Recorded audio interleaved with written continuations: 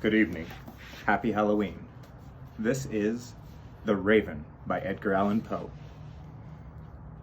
Once upon a midnight dreary, while I pondered, weak and weary, over many a quaint and curious volume of forgotten lore, while I nodded, nearly napping, suddenly there came a tapping, as of someone gently rapping at my chamber door.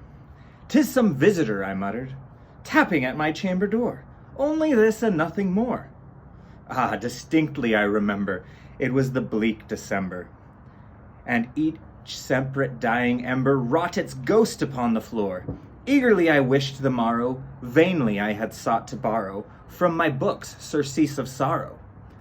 Sorrow for the lost Lenore, for the rare and radiant maiden whom the angels name Lenore, nameless here forevermore.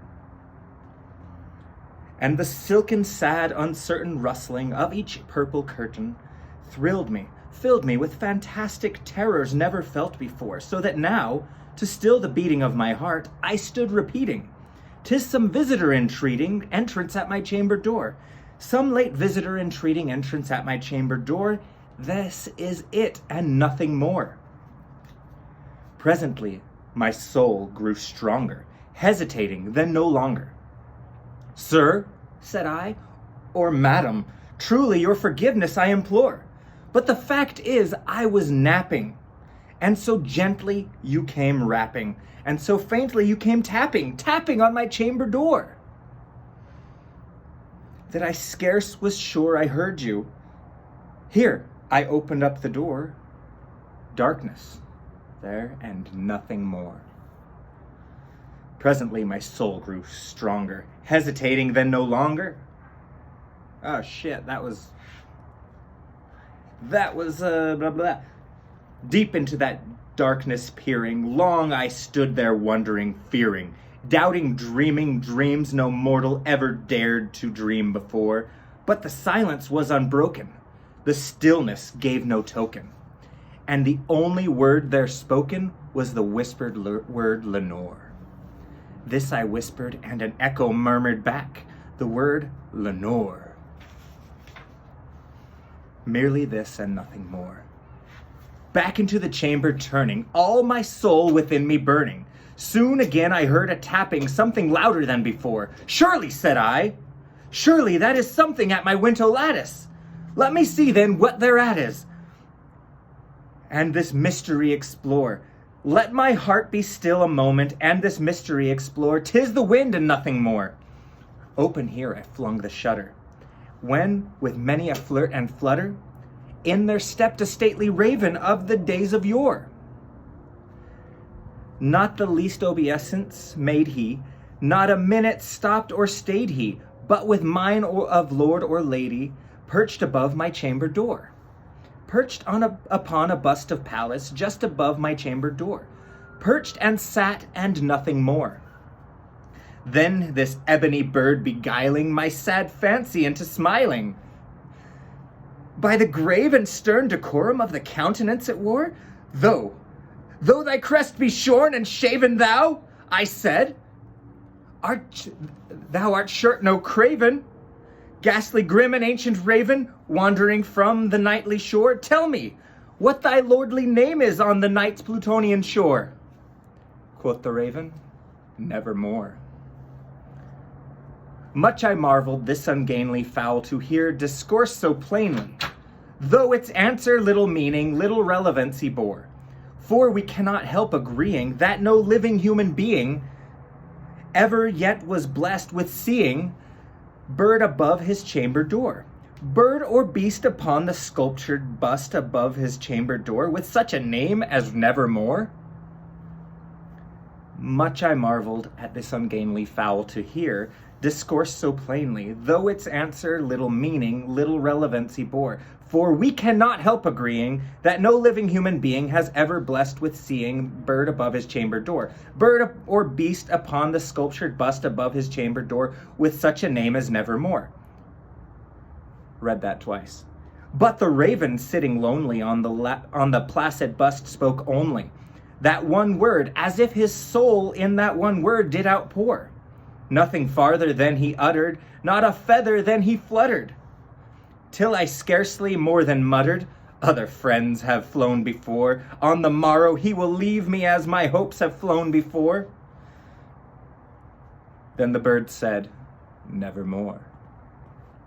Startled at the stillness broken by reply so aptly spoken, doubtless, said I, what it utters is its only stock and store, caught from some unhappy master, whom unmerciful disaster followed fast and followed faster, till his songs one burden bore, till the dirges of his hopes that melancholy burden bore, of never, nevermore. But the raven still beguiling all my sad soul into smiling, straight I wheeled a cushioned seat in front of bird and bust and door. Then, upon the velvet sinking, I betook myself to linking fancy unto fancy, thinking what this ominous bird of yore, what this grim, ungainly, ghastly, gaunt, and ominous bird of yore meant in croaking nevermore. This I sat engaged in guessing, but no syllable expressing to the fowl whose fiery eyes now burned into my bosom's core. This and more I sat divining, with my head at ease reclining on the cushion's velvet lining, with the lamplight gloated o'er, but whose velvet violet lining with the lamplight gloating o'er she shall press, nevermore. Then methought the air grew denser, perfumed from some unseen censer, swung by seraphim whose footfalls tinkled on the tufted floor. Wretch, wretch, I cried, thy Goth had lent thee, by these angels he hath sent thee respite, respite, and nepenthe from thy memories of Lenore. Quaff, oh, quaff this kind nepenthe, and forget this lost Lenore. Quoth the raven, nevermore. Prophet, said I, thing of evil! Prophet still, if bird or devil? Whether tempter sent, or whether tempest tossed thee here ashore, desolate and yet all undaunted, on this desert land enchanted, on this home by horror haunted. Tell me truly, I implore, is there balm in Gilead? Tell me, I implore. Quoth the raven, nevermore.